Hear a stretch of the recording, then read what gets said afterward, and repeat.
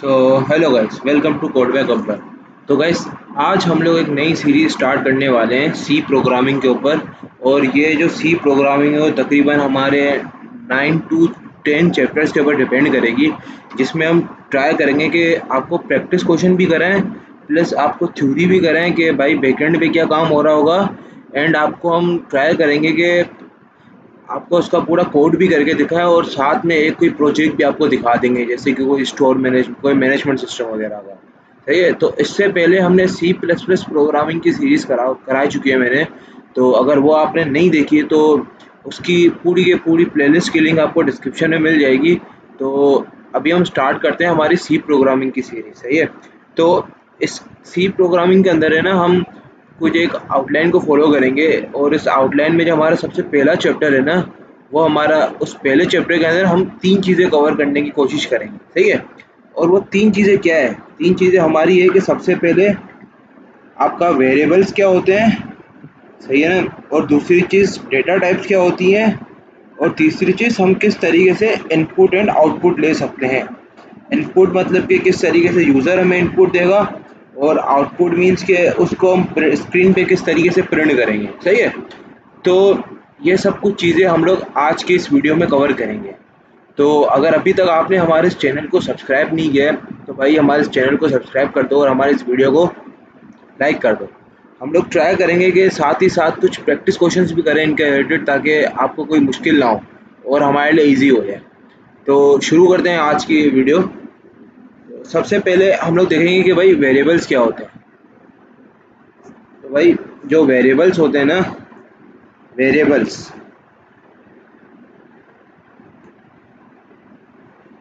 Variables एक name होता है मेमोरी ब्लॉक का। सही है। जो स्टोर करता है कुछ एड्रेस।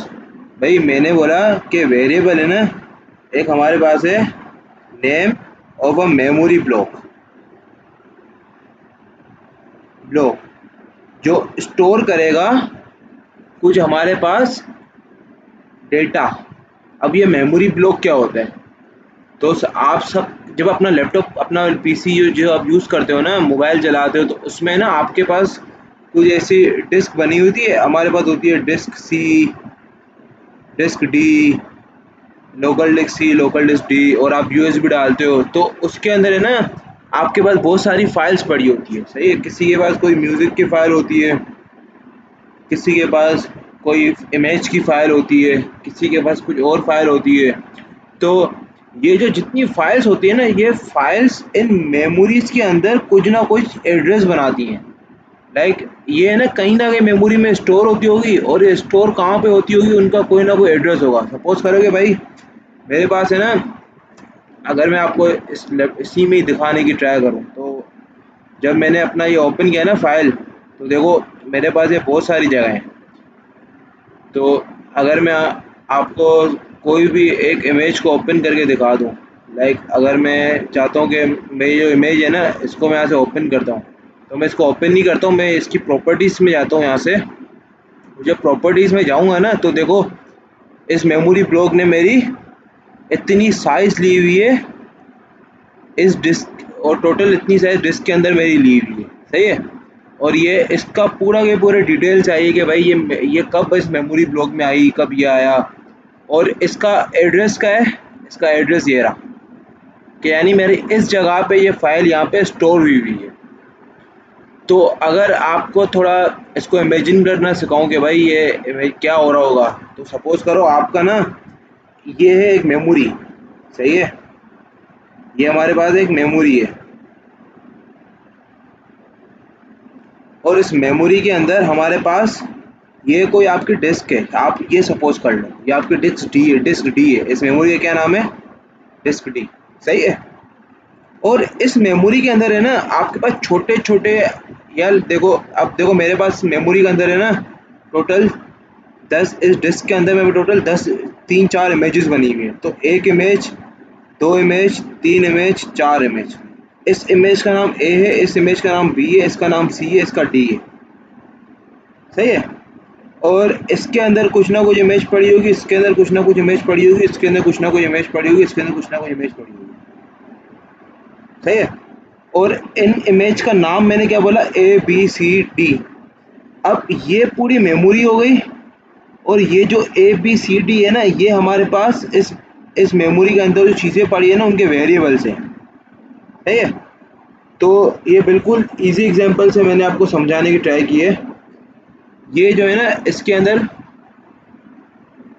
वेरिएबल्स पड़े। तो अगर हम आगे बढ़े तो ना, वेरिएबल्स के कुछ रूल्स होते हैं। मैंने बोला कि भाई दोस्त, वेरिएबल के ना कुछ 3-4 रूल्स होते हैं, रूल्स वेरिएबल के, और ये क्या होते हैं वो हम अभी देखेंगे। तो सबसे पहले, वेरिएबल जो है ना, सी प्रोग्रामिंग के अंदर या सी प्लस प्लस प्रोग्रामिंग के अंदर हमारे पास केस सेंसिटिव होते हैं। केस सेंसिटिव क्या होते हैं? लाइक के अगर मैं आपको केस सेंसिटिव की एग्जांपल बताऊं, तो भाई हमारे पास है ना कुछ वेरिएबल होते हैं जो पहले से रिजर्व होते हैं। जैसे कि रिजर्व वेरिएबल क्या? भाई मैं ना अपने वेरिएबल का नाम इंट नहीं दे सकता। सही है। मैं अपने वेरिएबल का नाम इंट नहीं दे सकता। मैं अपने वेरिएबल का नाम फ्लोट नहीं दे सकता। मैं अपने वेरिएबल का नाम चार्ट नहीं दे सकता, क्योंकि ये जो नाम है ये पहले से हमारे पास रिजर्व हुए हुए हैं। इंट, फ्लोट, और मैंने बोला चार, कॉन्स्ट, ऐसे टोटल कुछ 28-32 पता नहीं इतने ही कुछ हैं जो हमारे पास रिजर्व हुए हुए मेमोरी ब्लॉक। लाइक एक कंपाइलर ने पहले से रिजर्व करके रखे हैं कि भाई आप इन नाम्स को आप यूज़ ही नहीं कर सकते, क्योंकि ये नाम हमने ऑलरेडी यूज़ किए हुए हैं। और दूसरा ये है कि जब आप ये वेरिएबल डिक्लेयर करते हो ना, वेरिएबल लाइक ए नाम हो गया मेरा, डिक्लेयर हो गया, बी नाम हो गया, सी नाम हो गया, डी नाम हो गया, तो ये सारे के सारे वेरिएबल के नाम है ना, इनके भी ये मैं इनके रूल्स बता रहा हूँ। पहले के कि वेरिएबल के जो नाम हम रखेंगे, सही है, ये आपको समझ में नहीं आ रहा कि भाई क्या क्या वेरिएबल क्या नाम रखेंगे। तो भाई जैसे कि अभी मैं आपको बोलता हूँ कि आप यूज़र से ना मेरे से कोई नंबर इनपुट लो, और वो नंबर क्या 1 2 3 4 होगा। तो 1 2 3 4 क्या होता है? हमारा इंटीजर वैल्यू होती है। तो इंटीजर का अभी आप एक वेरिएबल, एक मेमोरी ब्लॉक में कोई जगह बनाओगे ना, जहाँ पे आप उस नंबर को स्टोर करोगे, ये आपकी मेमोरी ब्लॉक है।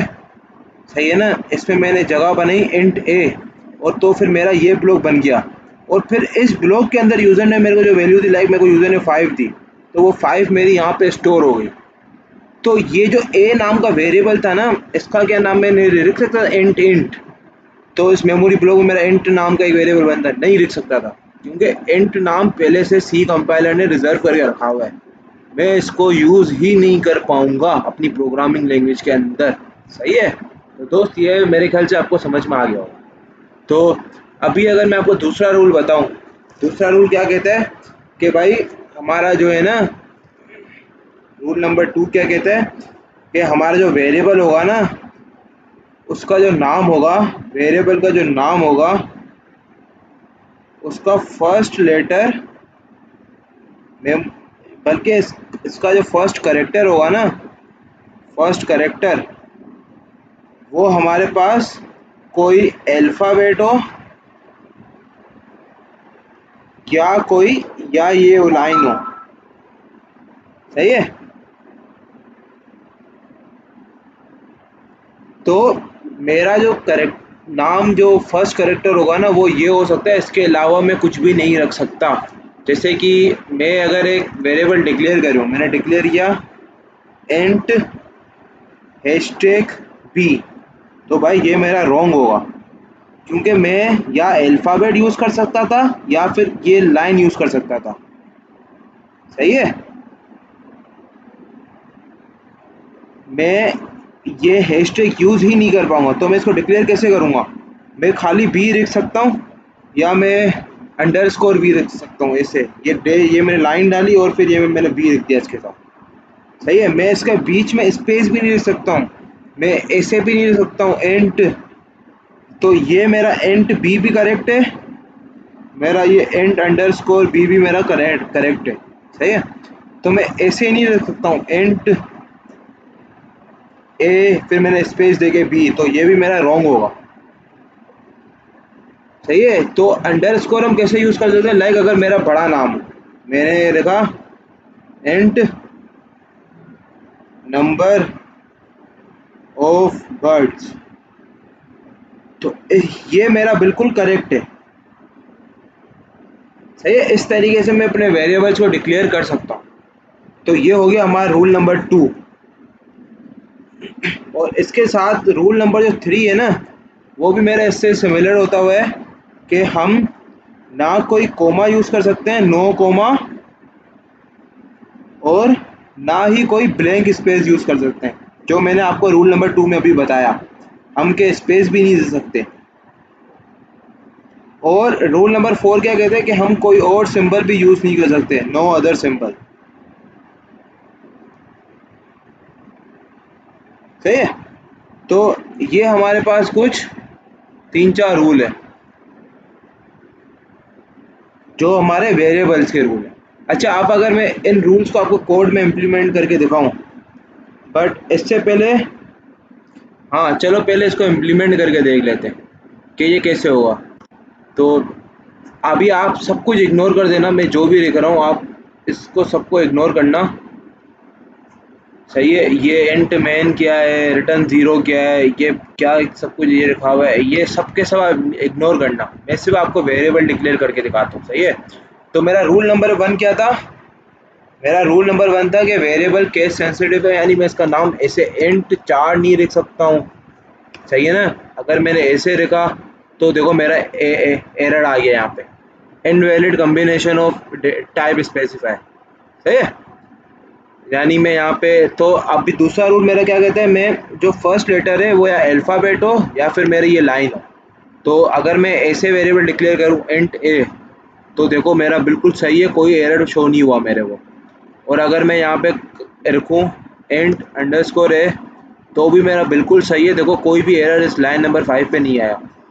बट अभी मैं यहाँ पे लिखता हूँ इंट नंबर ऑफ बर्ड्स, है, तो देखो मेरा एरर आ गया क्योंकि मैंने स्पेस दिया। बट अगर मैं इसके बीच में अंडरस्कोर लगा लेता ऐसे, तो देखो मेरा कोई भी एरर नहीं आया, मेरा ये बिल्कुल सही है, मैंने डिक्लेयर बिल्कुल सही किया।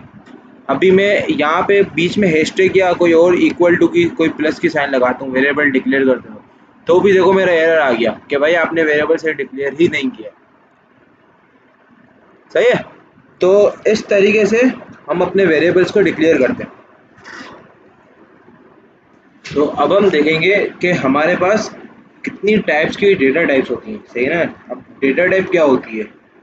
डेटा टाइप, तो अगर मैं आपको डेटा टाइप बताऊं, तो भाई डेटा टाइप है ना, आप अभी हमने देखा ना इंट, करेक्ट, चार, फ्लोट, ये सब के सब हमारे पास डेटा टाइप होती है। सही है। अगर मैं आपको डेटा टाइप बताऊं तो सबसे पहले आती है हमारे पास इंट, फिर आती है हमारे पास चार, और एक आती है हमारे पास फ्लोट।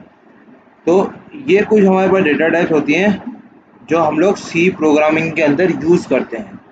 और इसके अलावा और भी होती है हमारे पास, डबल होती है, एक होती है हमारे पास डबल होती है, हमारे पास होती है लॉन्ग डबल है। तो ये सब के सब हमारे पास डेटा टाइप होती है। और इनको हम अगर और फर्दर सॉर्ट आउट करें तो हमारे पास साइन चार होता है, अनसाइन चार होता है, इंट होता है, साइन इंट होता है, अनसाइन इंट होता है, शॉर्ट इंट होता है, अनसाइन शॉर्ट इंट होता है, साइन शॉर्ट इंट होता है, लॉन्ग इंट होता है, साइन लॉन्ग इंट होता है, अनसाइन लॉन्ग इंट होता है। सही है। तो ये कुछ हमारे पास डेटा टाइप थे, बट मैं चाहता हूँ कि आप इन सबको नहीं याद रखो। आप सिर्फ और सिर्फ ये जो मैंने आपको लिखी है ना यहाँ पे 6, आप सिर्फ और सिर्फ इन 6 डेटा टाइप को याद रखो। और ये मेमोरी ब्लॉक के अंदर कितनी साइज स्टोर कर दी है। सही है। जैसे मैंने आपको पहले बताया था ना कि भाई हमारे पास ये जो मेमोरी ब्लॉक बना था ना, मेमोरी ब्लॉक बना था जिसके अंदर हमारी एक ए नाम का मेमोरी ब्लॉक था और इसके अंदर कोई मेरी इमेज पड़ी थी। सही है। तो उस इमेज ने मेरी कुछ साइज ली होगी बाइट्स के अंदर। मैं अगर आपको वापस से वो इमेज डिस्प्ले करूं जो मैंने आपको पहले की थी, तो सपोज करो कि अभी ये मेरे पास इमेज है ना, तो मैं इस इमेज की प्रॉपर्टीज़ में गया, ये इस इमेज की प्रॉपर्टीज़ में गया, और देखो इस इमेज ने ना मेरी साइज़ ली हुई है, डिस्क के अंदर कितनी साइज़ ली हुई है। सही है, कुछ तो तकरीबन 8 KB, और अगर इसको बाइट्स में लूँ तो 8.142 बाइट्स। सही है, हम इस चीज़ को बाइट्स में याद रखें कि भाई कितनी बाइट्स रहता है। और अगर मैं आपको इसी तरीके से बताऊं कि भाई हमारे पास जो ये जो वेरिएबल्स है ना, मैंने आपको ऊपर 6 वेरिएबल बताए, एंड, चार, डबल, लॉन्ग डबल, फ्लोट, ये सब के सब कितनी साइज रहते हैं। तो जो इंटीजर है ना, ये हमारे पास रहता है 4 बाइट्स।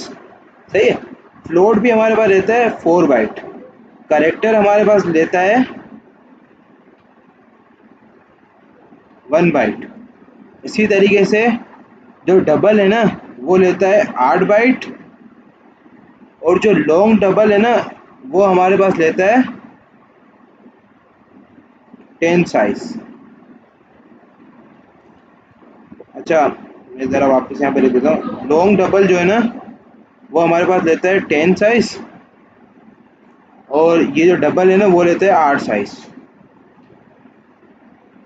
सही है, तो ये कुछ चीज़ें थी जो हमारे पास डेटा टाइप्स हैं और ये मेमोरी में इतनी साइज लेती हैं। और अब अगर हम हैं, हमारे जो नेक्स्ट टॉपिक है वो है हमारे पास कॉन्स्टेंट्स वेरिएबल। सही है, कॉन्स्टेंट, कॉन्स्टेंट्स क्या होता है। आई होप आपको ये जो मैं पढ़ा रहा हूँ वो क्लियर होता जा रहा होगा। इसके बाद हम लोग अभी देखने वाले कॉन्स्टेंट्स के बारे में। कॉन्स्टेंट्स, कॉन्स्टेंट्स का मतलब ही आपको समझ में आ गया कि भाई कॉन्स्टेंट क्या होती है। वो चीज़ जो कभी चेंज नहीं हो जाती, जैसे कि ग्रेविटेशनल फोर्स, ग्रेविटी की वैल्यू क्या है, 9.8। ये कभी चेंज हो सकती है, नहीं हो सकती। पाए, पाए 3.142, ये कभी चेंज हो सकती है, नहीं हो सकती है। सही है, तो ये कुछ होती है चीज़ें जो फिक्स होती है, जो कभी हम चेंज नहीं कर सकते हैं, यानी ऐसी वैल्यू जो हमारे पास फिक्स्ड हो, उसको हम चेंज नहीं कर सकते।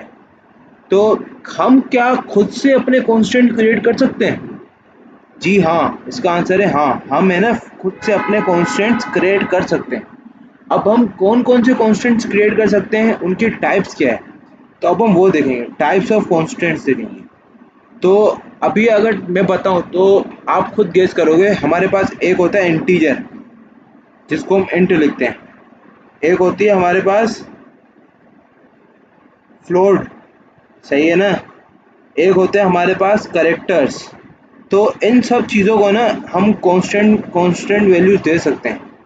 सही है, इंटीजर, सही है ना, और एक होता है हमारे पास रियल वैल्यूज़।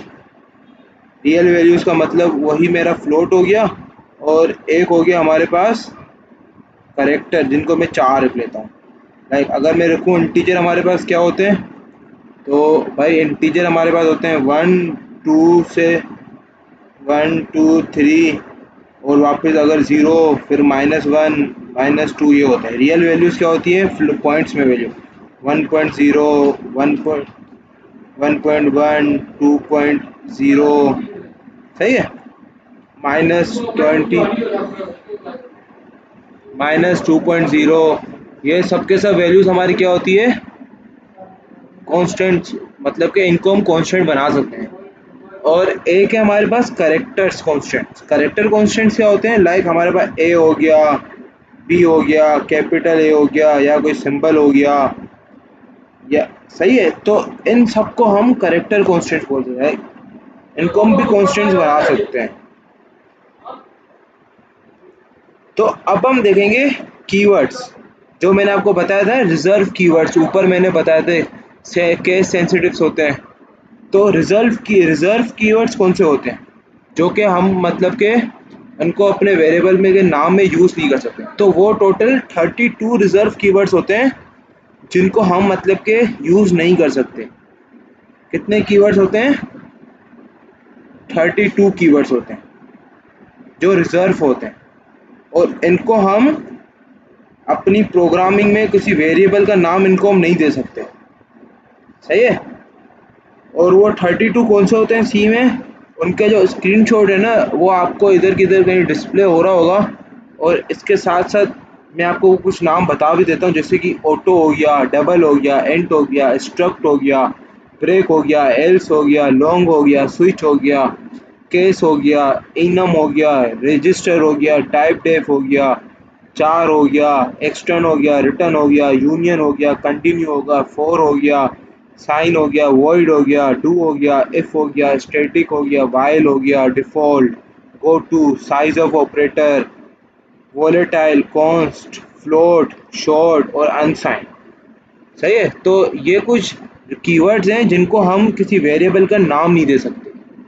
अब ये हो गई हमारी थ्योरी। अब हम देखेंगे कि भाई हम जो कोड करेंगे ना, प्रोग्राम करेंगे, तो उसका स्ट्रक्चर क्या होगा, लाइक हमारा किसके अंदर कैसे कोड कर रहे होंगे, वो सब क्या होगा। सही है? तो अब हम देखेंगे हमारा प्रोग्राम स्ट्रक्चर।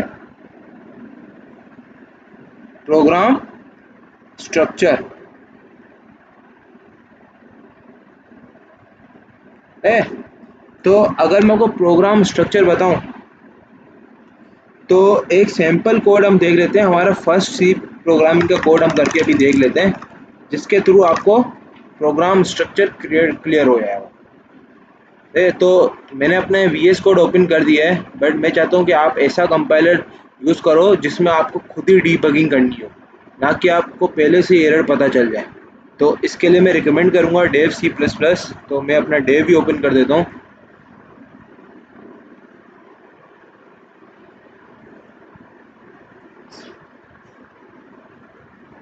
सही है। तो ये मेरा डेव ओपन हो गया। मैंने यहाँ पे Ctrl+N करके न्यू फाइल बना दी, और इधर है ना, इस फाइल को मैं सेव करता हूँ, Ctrl+S करता हूँ स्टार्टिंग में। बट इससे पहले मैं लिख लेता हूँ यहाँ पे हैशटैग इंक्लूड। पहले मैं चाहता हूँ कि आप बस ये कोड लिखो, ताकि आपको भाई वो कॉन्फिडेंस बिल्ड हो जाए कि भाई आप भी प्रोग्रामिंग कर सकते हो। तो हैशटैग इंक्लूड stdio.h, और यहाँ पे मैं लिखूँगा इंट मैन। अब ये सब कुछ क्या होता है अभी आपको जानने की नीड नहीं है, अभी आप जस्ट इस कोड को फॉलो करो। और मैंने नीचे रखा रिटर्न 0।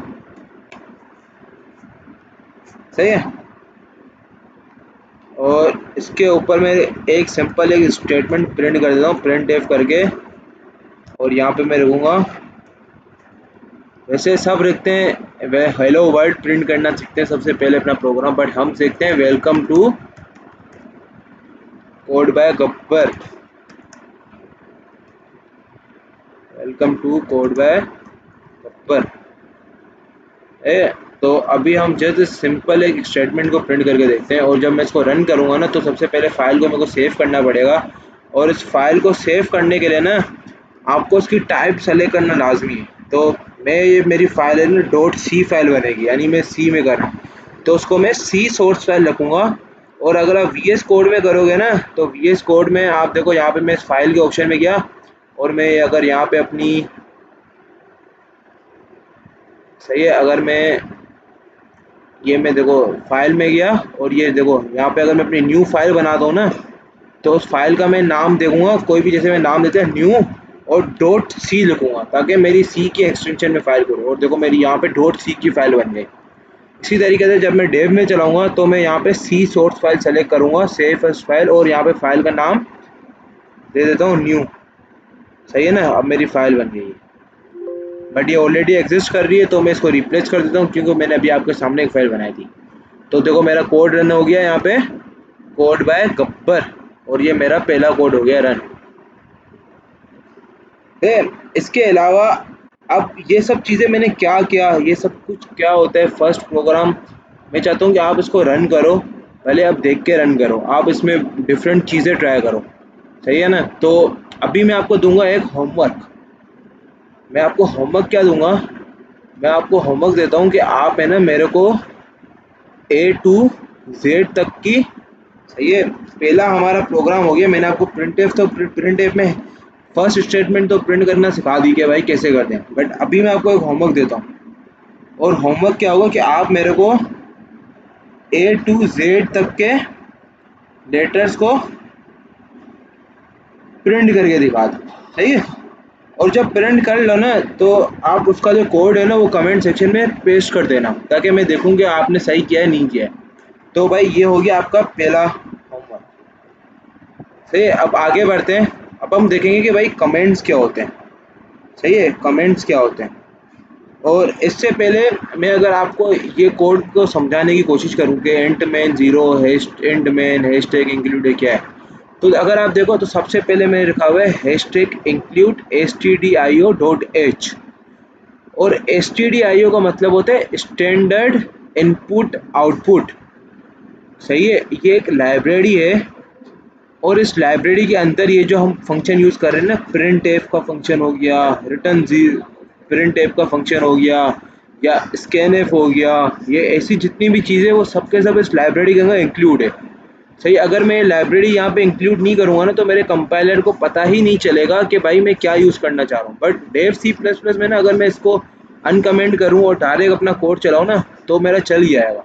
बट अभी आप ज़रा नीचे देखो तो मेरे पास है ना एक वार्निंग आई है, implicit declaration of function printf. सही है ना, ये फंक्शन प्रिंटफ मेरा इस लाइब्रेरी के अंदर बताया हुआ है, इसको डिफाइन किया हुआ है। तो अगर मैं इस लाइब्रेरी को इंक्लूड ही नहीं करूँगा, सही है, तो फिर मेरा कोड में एरर आ सकता है। सही है, तो ये हैशटैग इंक्लूड stdio.h लाइब्रेरी का ये काम होता है। मैं कोई भी ऐसे बिल्डिंग फंक्शन यूज़ करूँगा ना तो मैं उसको यूज़ नहीं कर पाऊँगा क्योंकि मैंने इस लाइब्रेरी को इंक्लूड ही नहीं किया है।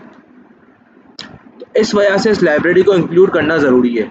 और ये इंट मेन ये हमारा एक ब्रैकेट, ये समझो हमारे कोड का एक ऐसा पार्ट है जिसके अंदर हम अपना पूरा कोड करते हैं। और रिटर्न जीरो का मतलब होता है कि भाई आपका कोड सक्सेसफुली रन हो गया है विद जीरो एरर्स। सही है, और इंट मेन की जगह मैं खाली मेन भी लिख सकता था, और मैं वॉइड मेन भी लिख सकता था, मैं कुछ भी लिख सकता था यहाँ पे। सही है, तो आई होप आपको ये समझ में आया होगा कि भाई ये इंट मेन क्या होता है। मेन यानी कि हम जो भी कोड करेंगे इस मेन के अंदर करेंगे, हमारे इस कोड का स्कोप इस वाले ब्रैकेट से लेके इस ब्रैकेट के अंदर होगा।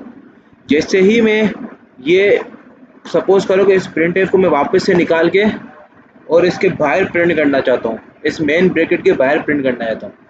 सही है, तो और अगर फिर मैं इस कोड को यहाँ से रन करूँगा ना F11 दबा के, तो देखो मेरा एरर आ गया कि भाई आप इसको यहाँ पे रन ही नहीं कर सकते क्योंकि आप स्कोप से बाहर हो। इसीलिए हम कोई भी चीज़ रन करेंगे इस मेन के अंदर ही काम करेंगे, मेन के बाहर काम नहीं करेंगे। सही है, हम अगर कोई फंक्शन बनाते हैं ना उस फंक्शन को भी मेन के अंदर से कॉल करेंगे। तो ये होता है इस मेन वाले ब्रैकेट का यूज़। अगर ये मेन का ब्रैकेट मेरा होगा नहीं तो फिर हम कुछ भी काम ही नहीं कर पाएंगे हमारे इस कोड के अंदर। सही है, तो ये कुछ छोटा सा मैंने आपको डिफाइन कर दिया। अगर मैं कोई भी चीज़ चलाऊँगा ना मेरे को ये लाइब्रेरी इंक्लूड करना लाजमी है। तो अब हम देखेंगे कि भाई कमेंट्स क्या होते हैं। सही है ना, कमेंट्स। तो सबसे पहले मैं यहाँ पे आपको कमेंट्स अगर समझाने की ट्राई करूँ,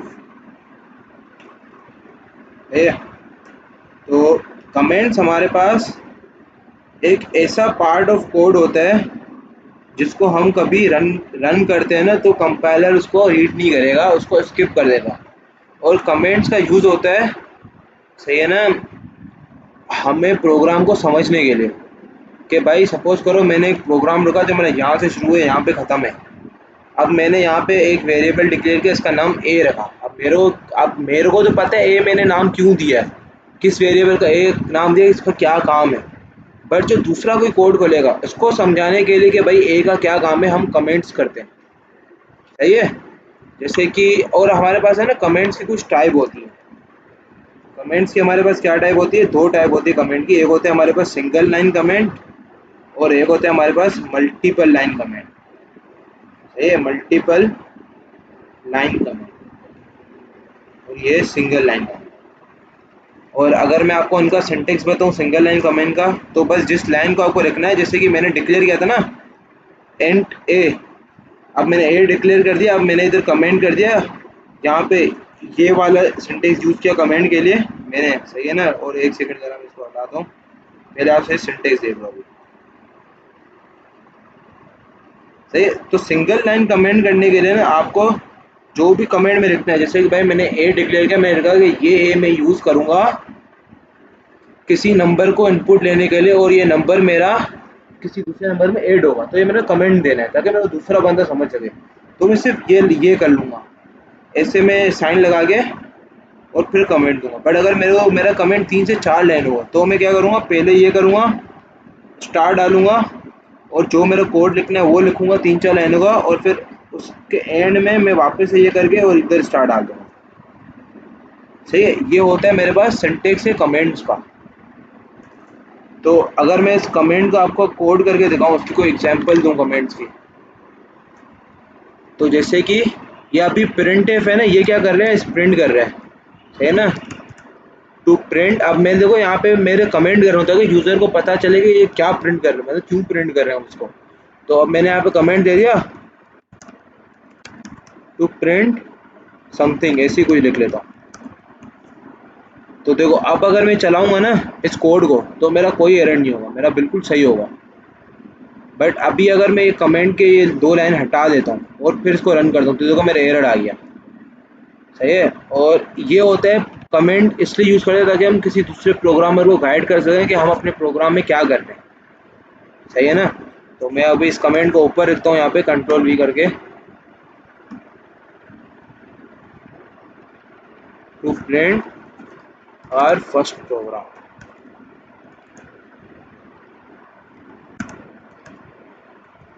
है, तो ये हो गया मैंने कमेंट करके। बस अभी मेरा कमेंट ज़्यादा है, मैं चाहता हूँ कि मेरा कमेंट है ना 3-4 लाइनों का। तो मैं इसी अभी मैं कुछ ज़्यादा लंबा नहीं करता हूँ, बट मैं इसी लाइन को कॉपी करता हूँ कंट्रोल सी, और मैं यहाँ से इसको कमेंट को हटा लेता हूँ। और मैं मेरा कमेंट सपोज करो कि भाई बहुत बड़ा कमेंट है 5-6 लाइनों का, तो एक तरीका तो ये है मेरे पास कि मैं यहाँ पे स्टार डालूँ। ये मैंने आपको सिंटेक्स क्या बताया था कि मैं सबसे पहले ये लाइन डालूंगा डिवाइड वाली और एक स्टार डाल दूंगा इधर, और कमेंट मेरा एंड कहाँ पे यहाँ पे हो रहा है, तो एक स्टार डाल के और फिर वापस से लाइन डाल दूंगा। सही है, और ये होता है मेरा मल्टी लाइन कमेंट्स, जिसको हम इस तरीके से अपने कोड में करते हैं। और जब मैंने इस कोड को रन किया तो देखो मेरा बिल्कुल सही कोड चल रहा है। और एक तरीका होता है कि अगर आपको इसमें टाइम लगता है ना मल्टी लाइन कमेंट्स में, तो आप इसको हटाओ और जितना पार्ट आपको कमेंट करना है ना उसको आप सेलेक्ट करो और यहाँ पे कंट्रोल दबा के, सही है, जो हमारे पास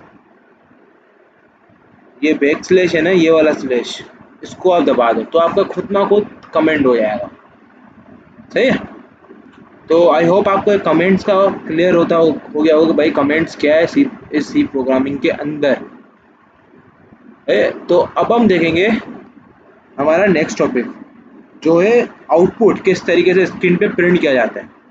तो अभी हमने अपना ये पहला प्रोग्राम में देखो प्रिंट किया था, प्रिंट हेलो वर्ल्ड।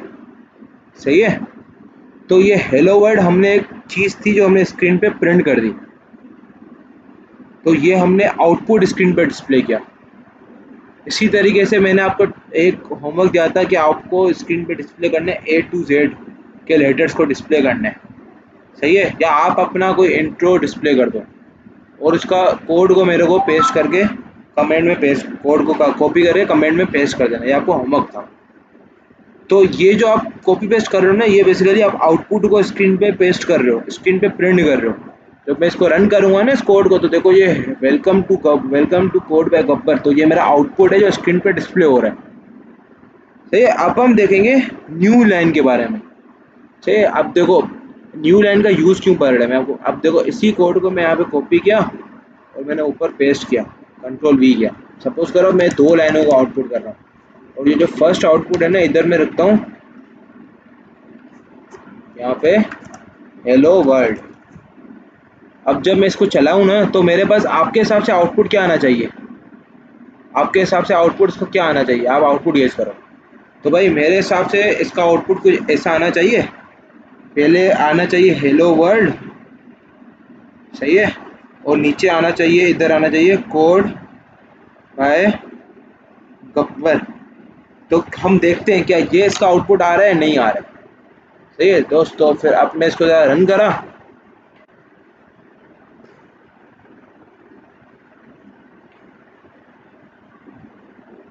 और ये ज़रा मसला कर रहा है, इसको वापस से रन करते हैं। और जब मैं रन किया ना,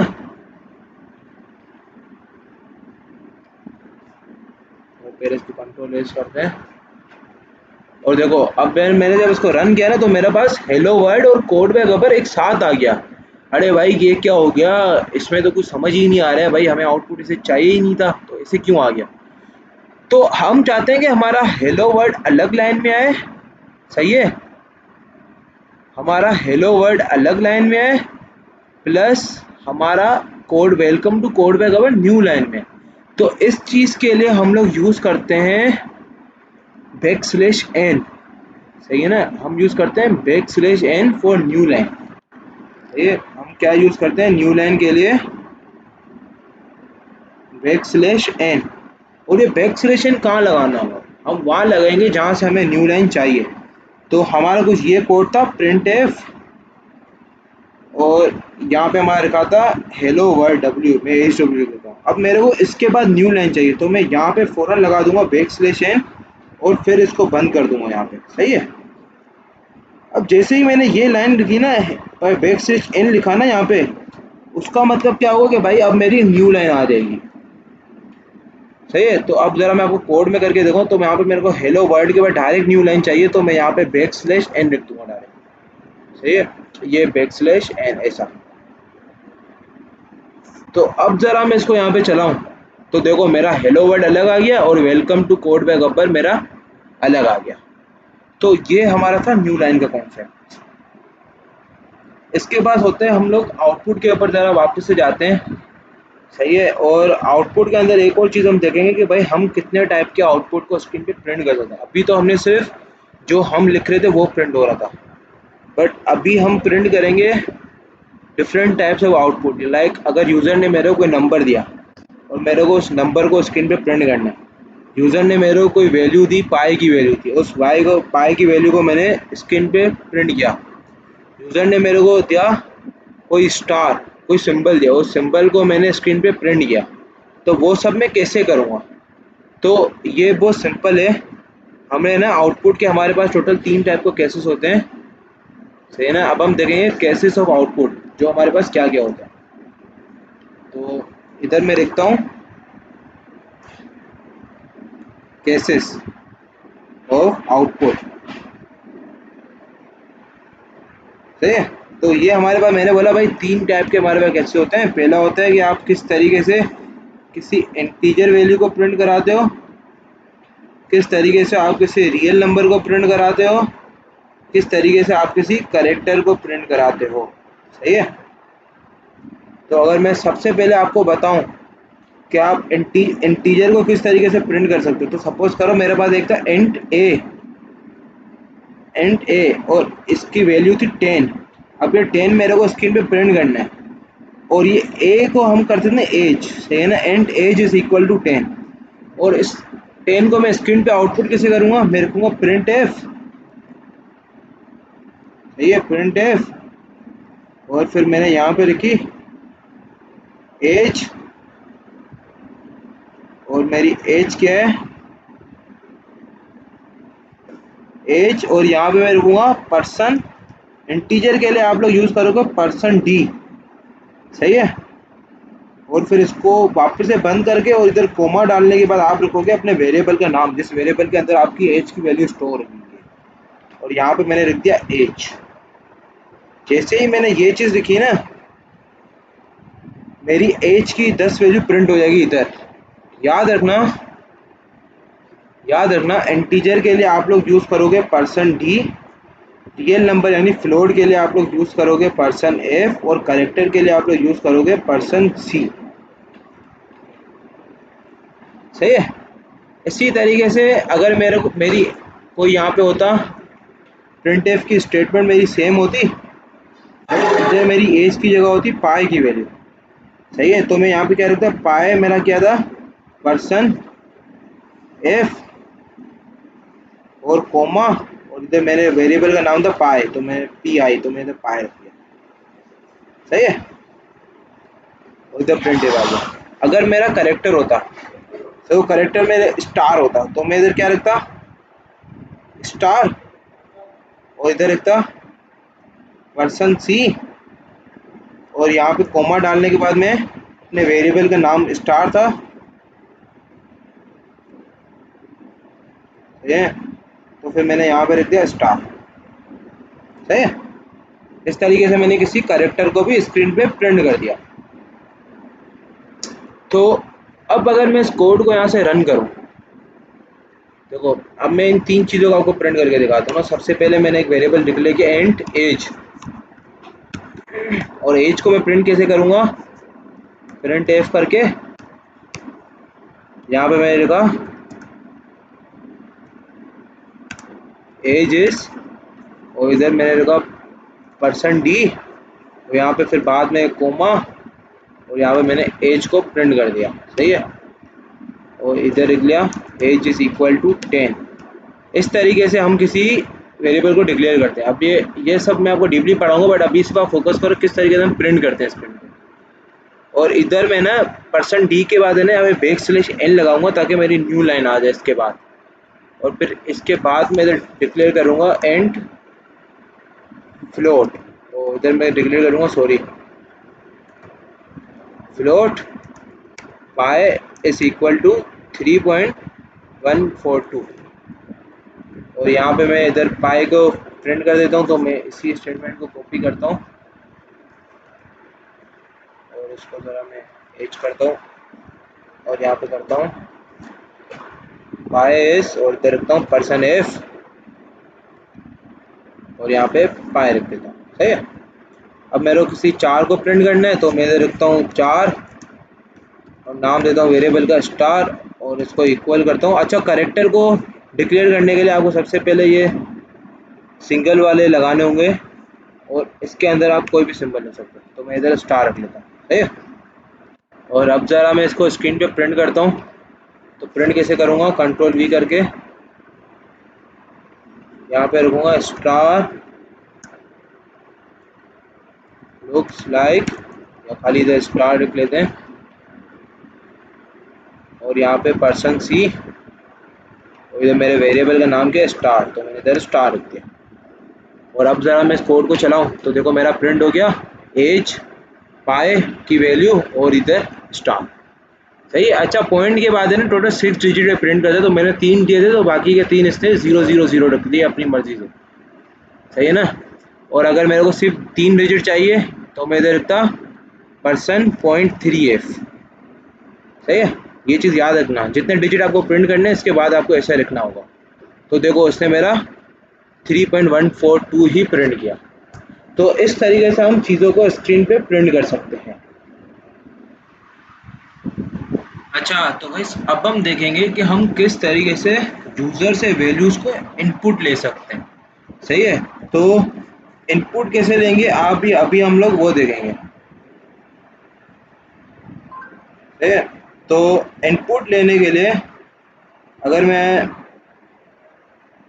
आपको बताऊं, सही है, तो हम इनपुट किन किन चीज़ों को ले सकते हैं। तो सबसे पहले हमारे पास है ना, मैंने आपको बताया कि हम लोग ना 3-4 वेरिएबल को सबसे ज़्यादा यूज़ करेंगे। सबसे पहले एक इंट हो गया, इंटीजर हो गया, और एक हमारे पास रियल नंबर हो गए यानी फ्लोट पॉइंट्स में, और एक हमारे पास कैरेक्टर हो गए। तो हम इन तीनों नंबर को किस तरीके से यूज़र से इनपुट लेंगे, तो अभी हम लोग ये सीखेंगे। तो सबसे पहले हम देखेंगे कि इनपुट इंटीजर को किस तरीके से इनपुट ले सकते हैं।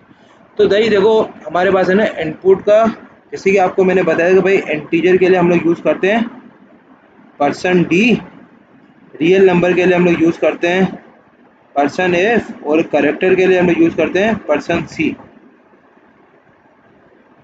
सही है।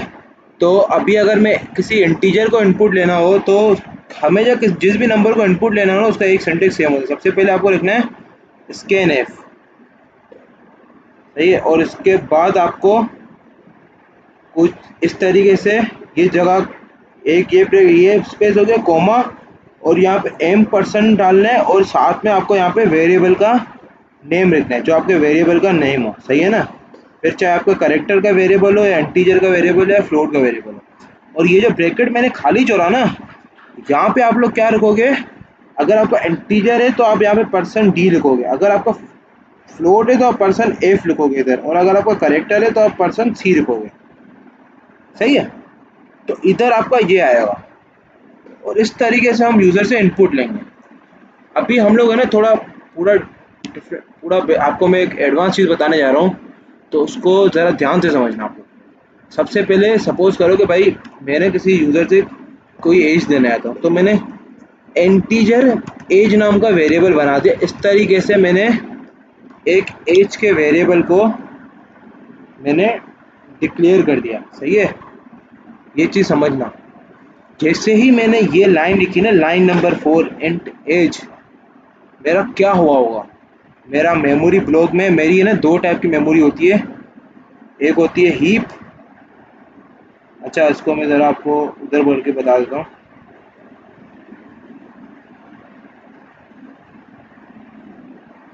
सही है, जैसे ही मैंने ना किसी वेरिएबल को डिक्लेयर किया ना, लाइक मैंने डिक्लेयर किया इंट ए, तो जैसे ही ये क्या ना मेरे पास मेमोरी ब्लॉक के अंदर मेरे पास एक डब्बा बन गया होगा, एलोकेट हो गया होगा, जिसका नाम होगा ए, और उसका कुछ ना कुछ हमारे पास एड्रेस होगा। और एड्रेस सपोज करो उसका एड्रेस है 74142 ऐसा। और ये ब्लॉक अभी ब्लैंक होगा क्योंकि मैंने सिर्फ डिक्लेयर किया है, ना कि इसके अंदर कोई वैल्यू डाली है। और ये ब्लैंक होगा नहीं, इसके अंदर कुछ गार्बेज वैल्यू होगी। गार्बेज वैल्यू लाइक के अपनी मर्जी से कोई वैल्यू डाल देगा। लाइक अगर मैं बताऊं, कोई मैंने वैल्यू डाल दी 1 2 3, अपनी मर्जी से वैल्यू डाल दी कंपाइलर ने, ना कि मैंने डाली है। सही है, जब आप उसको प्रिंट करोगे ना बगैर कोई वैल्यू सेड ही है, तो आपको गार्बेज वैल्यू देगा। और इसका साइज क्या होगा, 4 बाइट होगा। सही है, 4 बाइट होगा इसका साइज। तो ये टोटल मेमोरी में कुछ इस तरीके से काम होगा। ये काम होगा मेमोरी में, एक ब्लॉक बनेगा, उसका नाम जो आपने वेरिएबल का नाम रखा होगा वो बनेगा, इसका एड्रेस कुछ ना कुछ होगा, और इसके अंदर कुछ ना कुछ गार्बेज वैल्यू चलेगी जब तक कि आप कोई वैल्यू ना डालो। सेम इसी तरीके से कैरेक्टर के साथ होगा, सेम इसी तरीके से फ्लोट के साथ होगा। सही है, तो अभी अगर मैं आपको ये चीज़ बताऊं, तो अभी देखो मैंने एक इंटीजर वेरिएबल को यहाँ पे डिक्लेयर किया ना। अब मैं इधर प्रिंट एफ करूँ और यहाँ पे मैं अगर इसकी वैल्यू प्रिंट करूँ, है ना, वैल्यू ऑफ एज। सही है, और इधर मैं लिखता हूँ पर्सन डी कोमा एज। और इधर एक और चीज़ करता हूँ, वेल पर्सन एन लगा देता हूँ, कंट्रोल सी करके। यहाँ पे मैंने पेस्ट कर दिया वैल्यू ऑफ एज, और इधर मैं लिखता हूँ आपका एड्रेस ऑफ एज। और यहाँ पे बस सिंपली इधर एम पर्सन लगा दूंगा इधर। और इधर एक और चीज़ करते हैं, कंट्रोल वी, और यहाँ पे लिखता हूँ sizeof age person D. और यहाँ पे मैं यूज़ करूँगा साइज ऑफ ऑपरेटर का, साइज ऑफ, और इसके अंदर मैं एज लिख लूँगा, और इस एज को यहाँ से मैं रिमूव कर दूँगा। अब अगर मैं इस कोड को चलाऊँ, देखो वैल्यू ऑफ एज 0, कंपाइलर ने इसके अंदर गार्बेज वैल्यू कर डाली 0। और एड्रेस ऑफ एज क्या था, 6684, ये कुछ एड्रेस हो गया, जैसे मैंने आपको बताया 74, कुछ भी रैंडम एड्रेस सेट हो गया। और साइज़ क्या थी, 4। अब जैसे ही ये प्रोग्राम मेरा यहाँ पे ख़त्म हुआ ना, मेरा सुनो, इस लाइन पे मेरा मेमोरी ब्लॉक बना होगा। और जैसे ही ये लाइन आई होगी ना, ये वाली ब्रैकेट वाली लाइन, मेरा ये ब्लॉक मेमोरी से डिलीट हो गया होगा, क्योंकि ये टेम्परेरी मेमोरी में बनता है। सही है, तो इस वजह से ये हो रहा होता है। तो अब अगर मैं आपको बताऊं कि हम यूज़र से किस तरीके से इनपुट लेंगे, तो सबसे पहले मैंने एज नाम का वेरिएबल डिक्लेयर किया, और मैंने यहाँ से यूज़र से पूछा एंटर एज। और ये जो मेरे को एज देगा, मैं क्या करूँगा, स्कैन एफ करके, और इधर मैं रखूँगा पर्सन डी, और बाद में फिर मैंने कोमा डाल के और यहाँ पे लिख दिया एम पर्सन, और वेरिएबल का नाम मेरा एज था, मैंने एज लिख दिया। और तो इस तरीके से मेरे उसके अंदर एज की वैल्यू चली आएगी मेमोरी ब्लॉक के अंदर। और फिर यहाँ पे मैं प्रिंट एफ करता हूँ, कंट्रोल वी, और यहाँ पे वैल्यू ऑफ एज करके मेरी एज की वैल्यू आ जाएगी। और अब ज़रा मैं इस कोड को रन करूँ, एंटर एज मैंने डाली 21, तो देखो वैल्यू ऑफ एज इज़ 21। अब आपका एक और होमवर्क आ जाता है, और होमवर्क क्या है, होमवर्क आपका कुछ इस तरीके से कि आपको ना, आपका होमवर्क है, आपको एक करेक्टर की वैल्यू यूज़र से लेके प्रिंट करनी है, और एक फ्लोट की वैल्यू लेके यूजर से प्रिंट करनी, सही है। तो ये हो गया आपका एक चीज।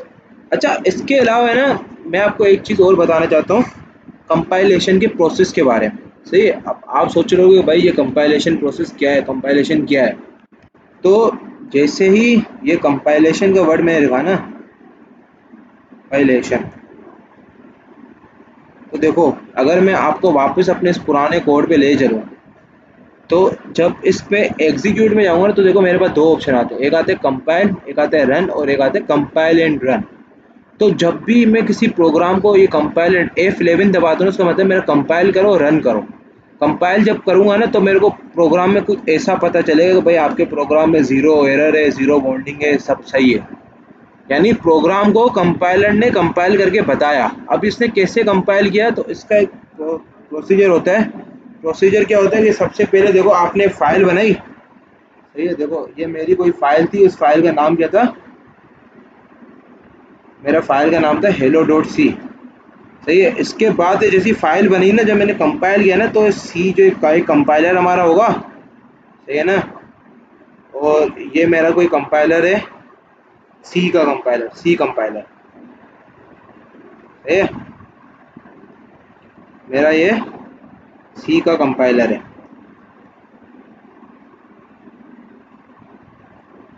सही है। और राइटिंग को थोड़ा इग्नोर करना अभी। और इसके बाद है ना, जैसे ही मैंने ये फाइल बनाई, ये फाइल मेरी कंपाइल होने के लिए एक सी के कंपाइलर में गई, जिस पे वो चेक करेगा कि भाई आपका फाइल में कोई एरर है नहीं है। और जैसे ही कंपाइल हो जाएगी ना, आपकी एक फ़ाइल बनेगी। इसके बाद आपकी एक फ़ाइल बनेगी, एक आपकी दूसरी फ़ाइल बनेगी, कोड के आगे पीछे बनेगी, जिस फाइल का नाम होगा a.exe। क्या फाइल नाम होगा, a.exe। और ये होगी विंडोज़ के लिए, और जो मैकबुक्स और लिनक्स में यूज़ करते हैं ना, उनके लिए फ़ाइल बनेगी a.out। सही है, ये चीज़ याद रखना। अब मैं आपको ज़रा दिखा देता हूँ कि मेरी फ़ाइल यहाँ पे कहाँ बनती है। तो देखो ये मेरे कोड को ना, मैं आपको इधर ज़रा इसको बंद करके दिखाता हूँ।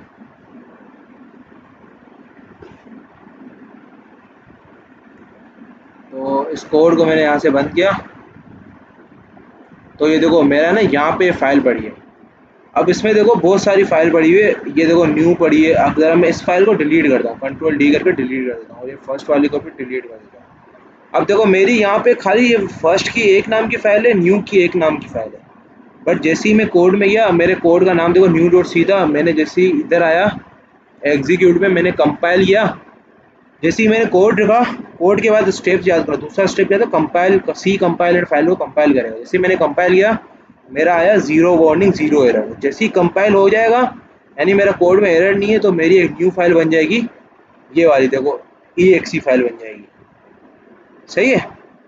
और अभी आपको इसका नाम a.exe क्यों नहीं दिख रहा है, क्योंकि मैंने डेव से चला है, तो बाहर आपके फोल्डर में यही नाम आएगा, जो फाइल का नाम होगा वही आएगा।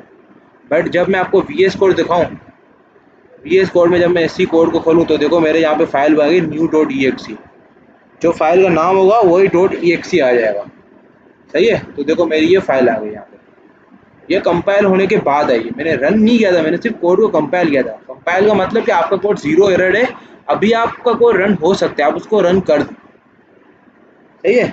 तो ये था हमारा चैप्टर नंबर 1 का लास्ट टॉपिक। इसके साथ है ना हमारा चैप्टर नंबर 1 कंप्लीट हो गया है। तो गाइस, अगर मैं आपको प्रैक्टिस क्वेश्चंस इनके दिखाऊं, तो मेरे पास टोटल कुछ 10-15 इसके क्वेश्चन है, प्रैक्टिस क्वेश्चन, जो हम लोग आज की क्लास में सॉल्व करने की कोशिश करेंगे।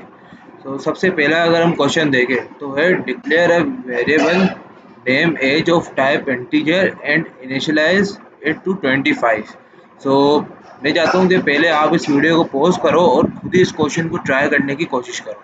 तो सबसे पहले हम इस क्वेश्चन को यहीं से कॉपी करते हैं, और अपने सी प्रोग्राम में इधर पेस्ट करके, और इधर कंट्रोल ए करके, और कंट्रोल और ये स्लैश दबा देंगे, ताकि ये कमेंट हो जाए हमारा, सही है। तो अब अगर हम इस क्वेश्चन को यहाँ पे करने की ट्राई करें, तो उस क्वेश्चन में आकर कह रहे हैं कि भाई आप है ना एक वेरिएबल डिक्लेयर करो एज नाम का, और उसकी डेटा टाइप क्या होनी चाहिए, इंट होनी चाहिए, और उसको इनिशियलाइज कर दो 25 से।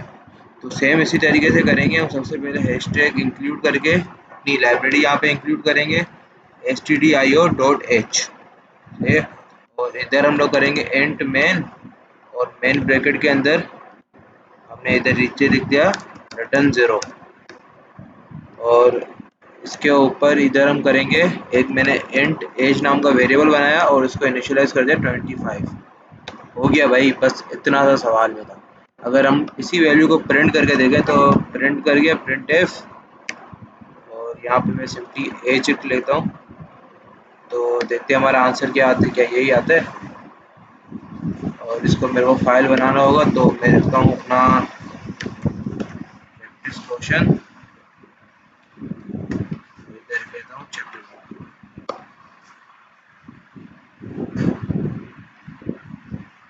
अच्छा, तो इधर है ना,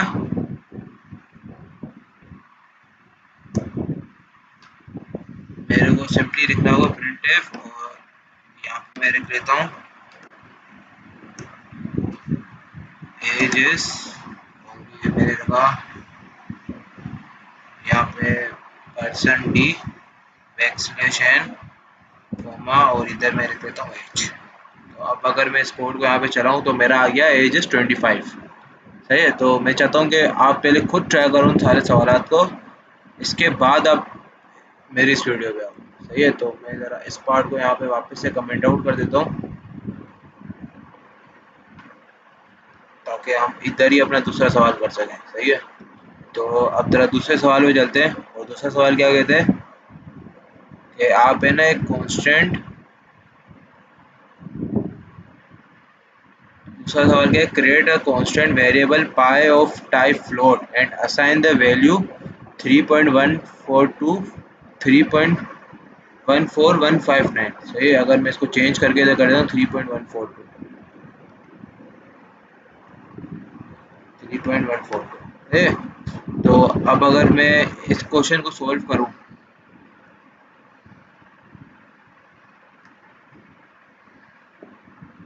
मैं अगर इस क्वेश्चन को सोल्व करूँ तो मैंने यहाँ से इसको कॉपी करके और अपने ये डेफ में इसको पेस्ट कर देता हूँ ताकि मेरे को पता चले कि क्वेश्चन क्या है। तो अगर मैं इसको सोल्व करूँ तो कह रहे कि भाई आप है ना कांस्टेंट वेरिएबल बनाओ पाए का। तो अगर मैं खाली ये रखूँगा ना और पाए मेरे को ये मेरी रियल वैल्यूज हैं और ये मेरी पॉइंट में, तो मैं इसको फ्लोट यूज़ करूँगा, फ्लोट पाए और इक्वल टू 3.142। तो भाई देखो अब है ना, ये चीज़ समझना आप इधर। तो मैंने जैसे इसमें लिखा हुआ है कि आपका ये जो है ना पाई वेरिएबल कांस्टेंट है, तो अगर मैं, और आपको पता है कि कांस्टेंट पाई की वैल्यू कभी चेंज नहीं हो सकती, बट अगर मैं यहाँ पे करूँ pi equal to pi plus 1 तो मेरी देखो पाई की वैल्यू चेंज हो रही है। और फिर मैं बाद में अगर प्रिंट एफ करूँ और प्रिंट एफ करके इधर मैं लिखता हूँ परसेंट डी, बट इधर मैं कुछ चीज़ लिखता हूँ पाई और यहाँ पे मैं बैकस्लैश वैल्यू ऑफ इधर पाई। तो देखो मेरी पाई की वैल्यू 3.12 की जगह आ जाएगी, वो इधर आएगा परसेंट एफ, परसेंट डी नहीं आएगा। हम फ्लोट के लिए परसेंट एफ यूज़ करते हैं, बट मैं चाहता हूँ कि, और एक और चीज़ के मैं पॉइंट के बाद 3 डिजिट प्रिंट करना चाहता हूँ तो मैं 0.3 रखूँगा। और अब मैं चलाऊँ तो देखो मेरी है ना पाई की वैल्यू चेंज होके मिलेगी, बट क्वेश्चन में क्या कहा है कि पाई की वैल्यू कांस्टेंट है जो आपकी चेंज नहीं हो सकती। तो इस वैल्यू को कांस्टेंट रखने के लिए मैं इधर कॉन्स्ट का कीवर्ड रखूँगा, const float pi is equal to 3.14। अब अगर मैं कोड चलाऊँगा ना तो देखो मेरे पास एरर आ गया। और एरर क्या है कि ये ओनली रीड ओनली वेरिएबल है, आप उसकी वैल्यू को चेंज नहीं कर सकते। तो ये लाइन अब मैं इधर लिख नहीं पाऊंगा और मेरा कोड में एरर आएगा। तो इसलिए मैं इसको जब डिक्लेयर करूंगा ना, तो जब भी कांस्टेंट वेरिएबल डिक्लेयर करना हो तो आप इस तरीके से कॉन्स्ट का कीवर्ड यूज करके डिक्लेयर करोगे। सही है, तो अब अगर मैं इस कोड को चलाऊं तो देखो मेरा पाई 3.142 आ गया। आप हर वेरिएबल को कॉन्स्ट ही रखोगे, जिसके आपको पता है कि भाई उसकी वैल्यू यूनिवर्सल चेंज ही नहीं हो सकती, तो उस वेरिएबल को आपको कांस्टेंट रखना पड़ेगा, जैसे इस क्वेश्चन में गिवन है।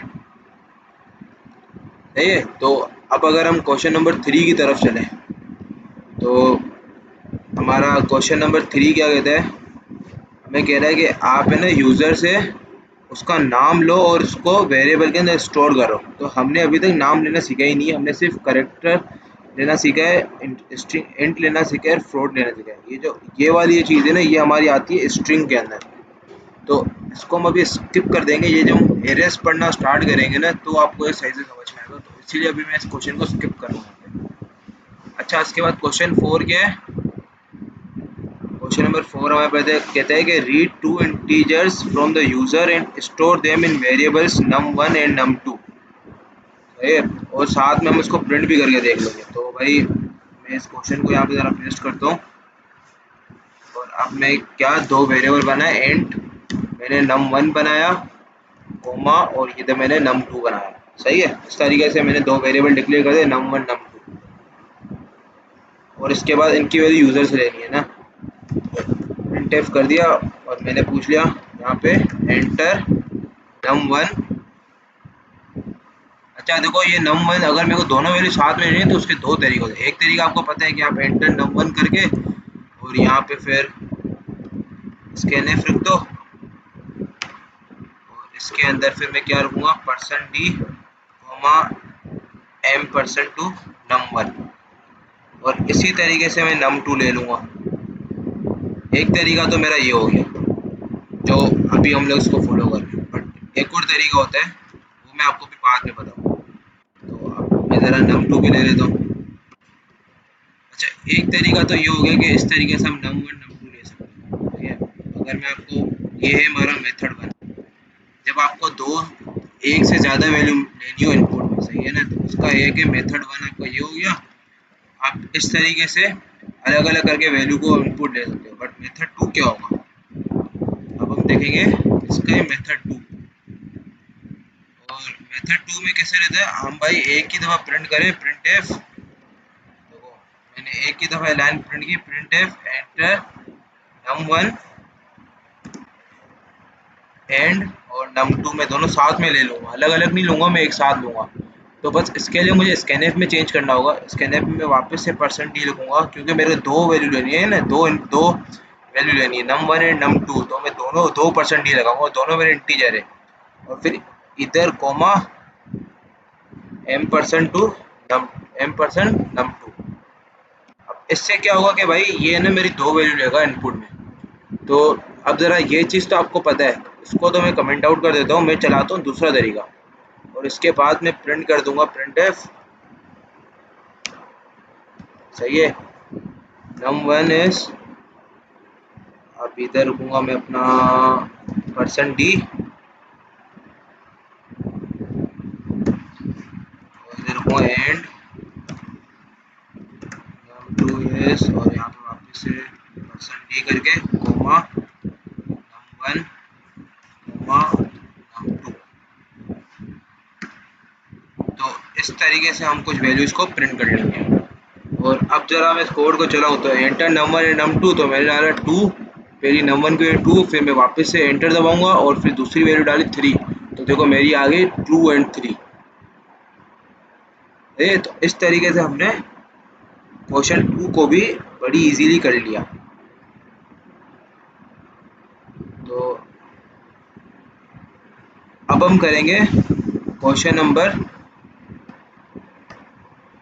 5। सही है, हमारा क्वेश्चन 4 तक हो गया था। अब क्वेश्चन नंबर 5, क्वेश्चन नंबर 5 क्या है, calculate the sum of num1 and num2 and store the result in a variable called sum. तो जो हमने num1 एंड num2 लिया था ना, तो बस उसी का ही आपको सम कर देना। तो इसको भी अगर हम अभी देख लेते हैं कंट्रोल सी करके, मैंने यहाँ पे कंट्रोल वी कर दिया,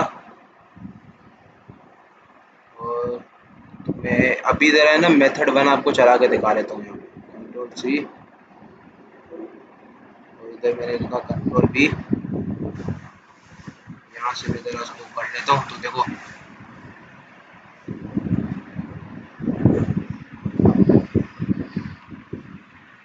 अच्छा, इसको ज़रा मैं यहाँ से कमेंट आउट कर लेता हूँ। इसको कमेंट आउट कर दिया मैंने यहाँ से।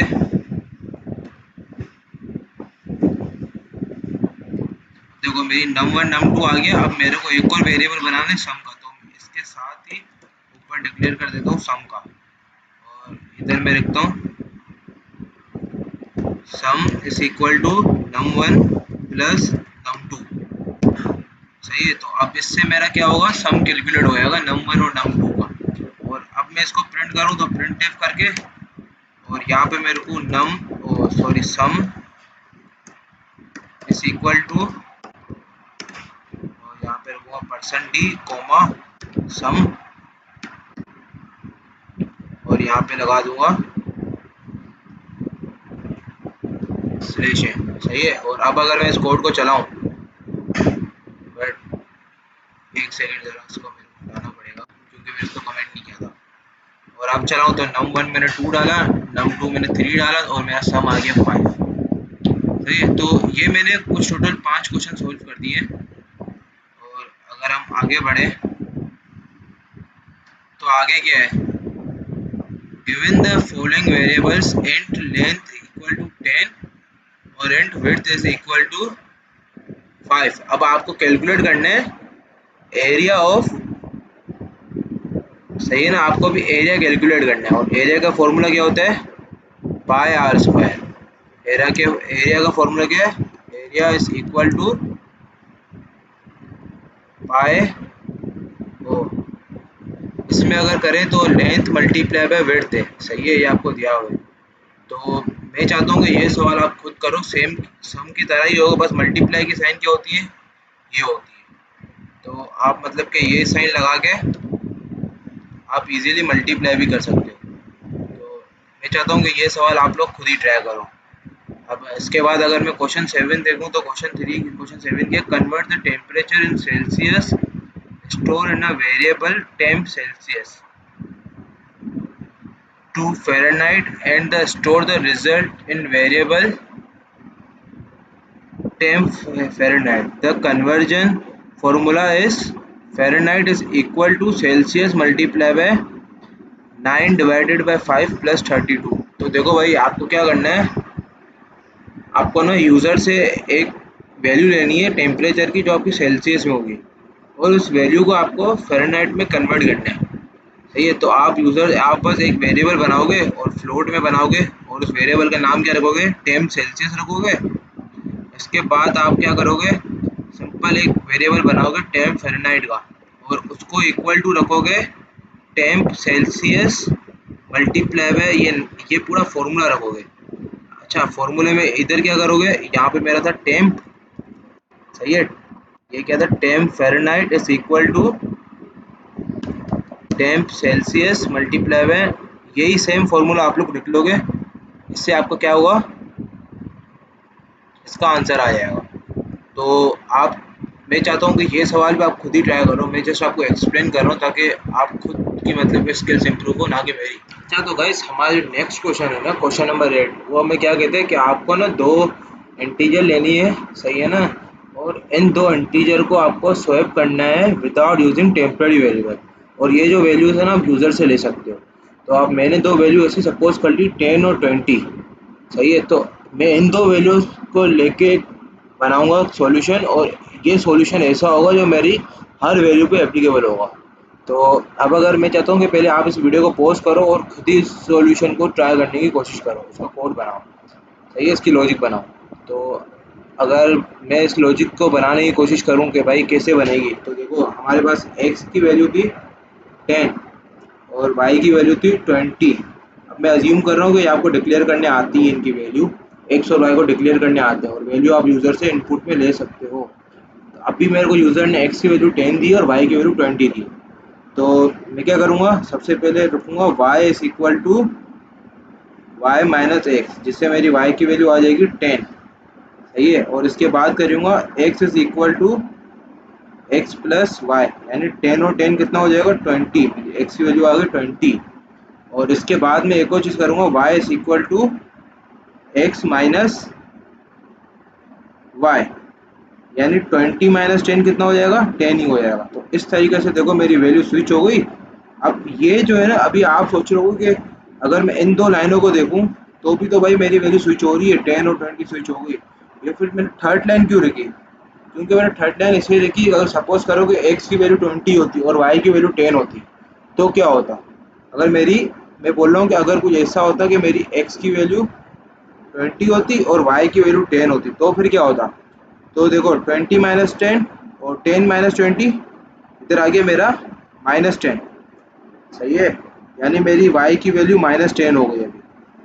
और फिर बाद में इधर क्या था, x की वैल्यू है 20 माइनस 10, 10 सही है। अब देखो मेरे आंसर क्या आएगा, y की वैल्यू माइनस 10 आ रही है, y की वैल्यू मेरी आ रही थी माइनस 10 और x की वैल्यू आ रही थी 10, तो मेरा ये आंसर गलत हो गया। बट अभी जैसे मैं थर्ड लाइन लिखी ना, थर्ड लाइन मेरे को क्या कहती है कि मेरे को x माइनस वाई करना है। तो x की वैल्यू क्या थी 10 थी और y की वैल्यू माइनस 10, तो माइनस माइनस प्लस 10 हो जाएगा, तो यानी 10 प्लस 10 20, तो मेरे 20 आंसर आ जाएगा। इसीलिए मैंने थर्ड लाइन लिखी है, ये चीज़ समझने की थी, सही है।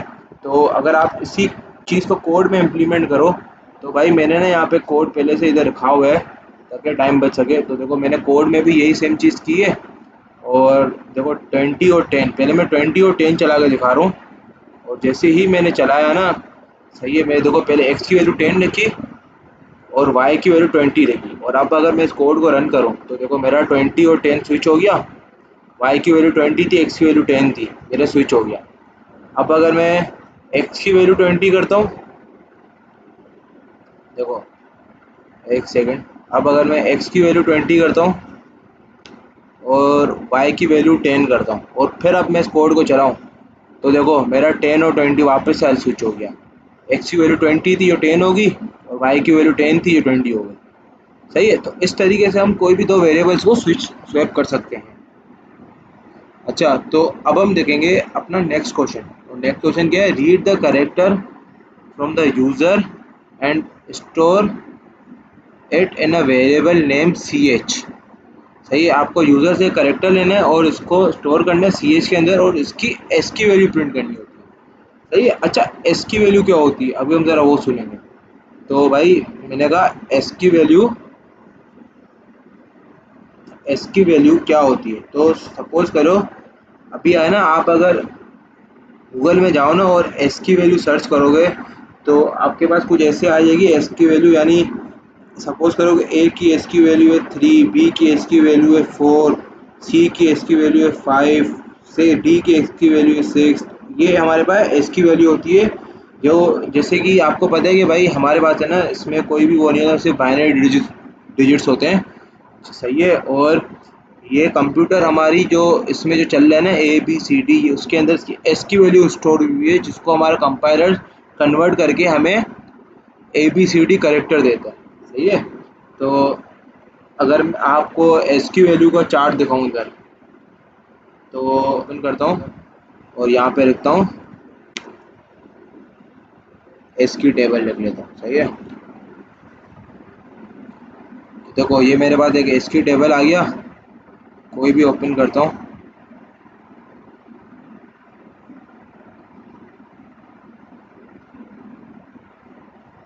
तो अगर मैं एस की टेबल को देखूँ ना, तो देखो हमारी इधर सारी के सारी एक्स एस की वैल्यू लिखी हुई है। सही है। एक सेकंड जरा दूसरा आपको खोल के दिखा देता हूँ, कोई सही वाला, ये वाला। देखो नल की एस की वैल्यू होती है 0।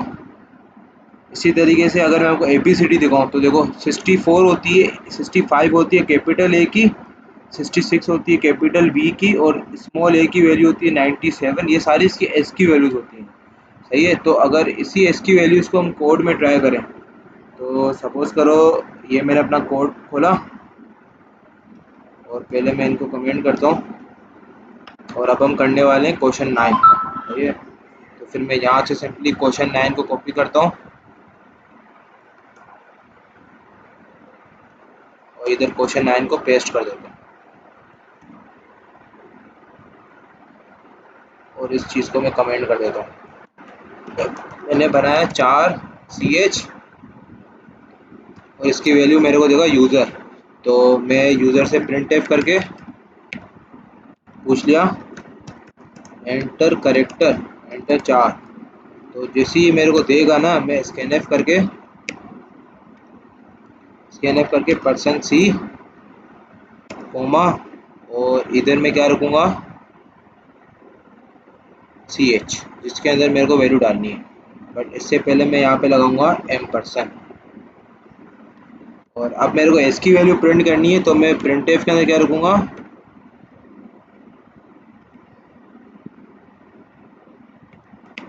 एस की वैल्यू ऑफ सी एच जो मैं यूज़र ने दिया है। और अच्छा आप देखो एस की वैल्यू करें ना, मैं कुछ भी नहीं करूँगा, बस सिंपली यहाँ पे लिख लूँगा। हम प्रिंट करेक्टर को करेंगे बट उसकी हमें इंटीजर वैल्यू प्रिंट करेंगे, तो मैं रखूँगा सिंपली %d और यहाँ पे कोमा डाल के इधर मैं लिख लूँगा सी एच। अब जैसे ही मैंने ये चीज़ लिखा ना, अगर मैं %c लिखता तो मेरे पास करेक्टर प्रिंट होगा, बट जैसे ही मैंने %d लिखा ना तो मेरे पास उसकी एस की वैल्यू प्रिंट होगी। तो जैसे ही मैंने खोला तो देखो मेरे पास यूजर इसने बोला करेक्टर डालो, मैंने डाला कैपिटल है, और मेरे पास देखो कैपिटल है की करेक्टर वैल्यू, मैंने एस की वैल्यू बताई थी क्या थी 65 थी, तो देखो मेरे पास 65 ही प्रिंट हो गया। इस तरीके से मैंने एस की वैल्यू प्रिंट कर दी।